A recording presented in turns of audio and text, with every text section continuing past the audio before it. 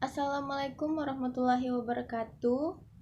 Saya adalah Puspita, NIM 12020726582 akan mempresentasikan PPT saya, Hukum Benda Jaminan Kebendaan. Jaminan kebendaan adalah jaminan yang objeknya berupa barang bergerak maupun tidak bergerak yang khusus diperuntukkan untuk menjamin hutang debitur kepada kreditur apabila kemudian hari debitur tidak dapat membayar hutangnya kepada kreditur. Menurut sifatnya, jaminan kebendaan dapat dibagi menjadi dua. Yang pertama, jaminan dengan benda berwujud atau disebut material. Yang kedua, jaminan dengan benda tidak berwujud, imaterial. Yang pertama yaitu jaminan dengan benda berwujud, material. Benda berwujud dapat berupa barang atau benda yang bergerak dan atau benda yang tidak bergerak. Yang termasuk dalam jaminan benda bergerak meliputi gadai dan fidusia. Sedangkan jaminan benda tidak bergerak meliputi hak tanggungan, fidusia khususnya rumah susun, hipotek kapal laut, dan pesawat udara. Yang kedua, jaminan dengan benda tidak berwujud, imaterial, yaitu benda atau barang yang tidak berwujud yang lazim diterima oleh bank sebagai jaminan kredit adalah berupa hak tagih debitur terhadap pihak ketiga. Maryam Darus Badrul Zaman mengemukakan azas-azas hukum jaminan meliputi yang pertama yaitu azas filosofi, yaitu azas di mana semua peraturan perundang-undangan yang berlaku di Indonesia harus didasarkan pada filsafah yang dianut oleh bangsa Indonesia yaitu Pancasila.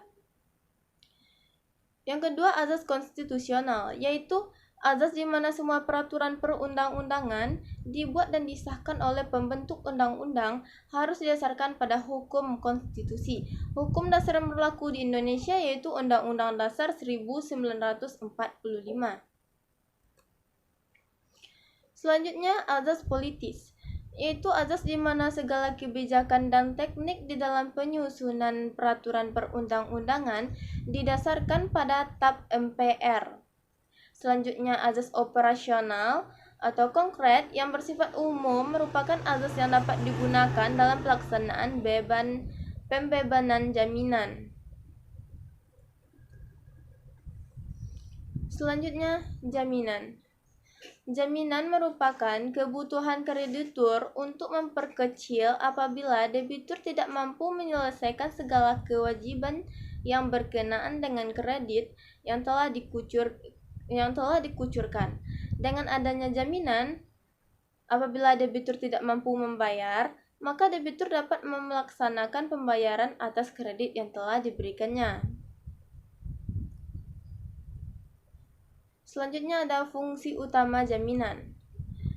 Fungsi utama dari jaminan adalah untuk meyakinkan bank atau kreditor bahwa debitor mempunyai kemampuan untuk melunasi kredit yang diberikan kepadanya sesuai dengan perjanjian kredit yang telah disepakati bersama. Jaminan pada dasarnya dibedakan menjadi dua.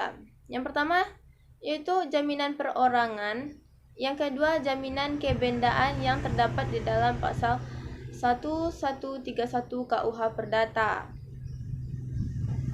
Yang pertama, jaminan perorangan yang dasar hukumnya dapat kita lihat dalam pasal 1820 KUH Perdata berbunyi, penanggungan ialah suatu persetujuan di mana pihak ketiga demi kepentingan kreditur meningkatkan diri untuk memenuhi perikatan debitur bila debitur itu tidak memenuhi perikatannya. Yang kedua, jaminan kebendaan yang terdapat di dalam pasal 1131 KUH Perdata berbunyi, segala barang-barang bergerak dan tidak bergerak memiliki debitur, baik yang sudah ada maupun yang akan ada, menjadi jaminan untuk perikatan-perikatan perorangan debitur. Selanjutnya, kebendaan yang dijadikan jaminan utang. Pertama yaitu ada gadai.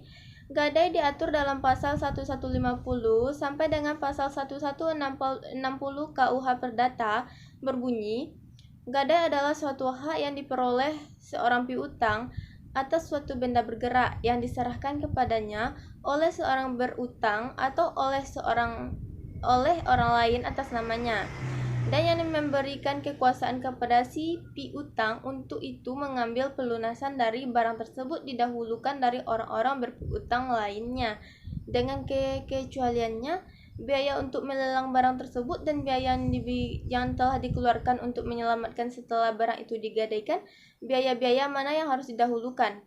Berarti benda yang dijadikan jaminan dalam gadai ini adalah benda bergerak yang terdiri dari benda berwujud berupa hak untuk mendapatkan pembayaran uang, misalnya surat-surat piutang.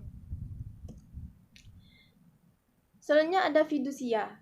Diatur dalam Undang-Undang Nomor 42 Tahun 1999 tentang jaminan fidusia serta peraturan-peraturan pelaksanaannya.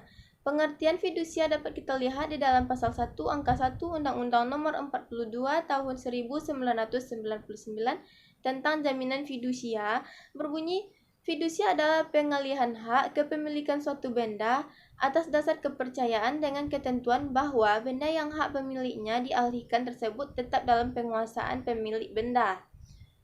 Objek dari fidusia ini adalah benda bergerak, baik berwujud maupun tidak berwujud, serta benda tidak bergerak maupun bergerak, khususnya bangunan yang tidak dapat dibebani hak tanggungan seperti yang dijelaskan dalam Undang-Undang Nomor 4 Tahun 1996 tentang hak tanggungan.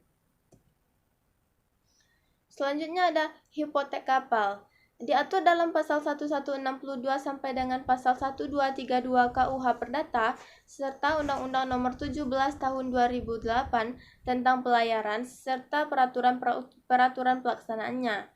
Hipotek menurut pasal 1162 KUH Perdata adalah suatu hak kebendaan atas benda-benda tak bergerak untuk mengambil penggantian daripada bagi suatu hak kebendaan atas benda-benda tak bergerak untuk mengambil penggantian daripadanya bagi pelunasan suatu perikatan. Dalam hipotek yang menjadi objek adalah kapal dengan isi 2M3. Selanjutnya, hak tanggungan. Diatur dalam Undang-Undang Nomor 4 Tahun 1996 tentang hak tanggungan atas tanah beserta benda-benda yang berkaitan dengan tanah serta peraturan-peraturan pelaksanaannya. Menurut pasal 1 angka 1 Undang-Undang Nomor 4 Tahun 1996 tentang hak tanggungan atas tanah, pengertian hak tanggungan adalah hak tanggungan atas tanah beserta benda-benda yang berkaitan dengan tanah.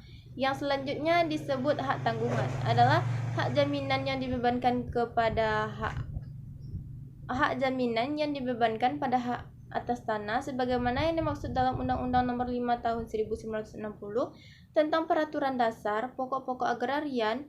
Berikut atau tidak berikut benda-benda lain merupakan suatu kesatuan dengan tanah itu untuk pelunasan utang tertentu yang memberikan kedudukan yang diutamakan kepada kreditor tertentu terhadap kreditor-kreditor lainnya. Selanjutnya, hak atas tanah yang dapat dibebani hak tanggungan. Yang pertama yaitu ada hak milik, hak guna usaha, dan hak guna bangunan. Pertama, hak milik. Hak milik adalah hak turun-temurun, terkuat dan terpenuh yang dapat dipunyai oleh orang atas tanah. Hak milik dapat beralih dan dialih kepada pemilik lain. Selanjutnya ada hak guna usaha, adalah hak untuk mengusahakan tanah yang dikuasai langsung oleh negara.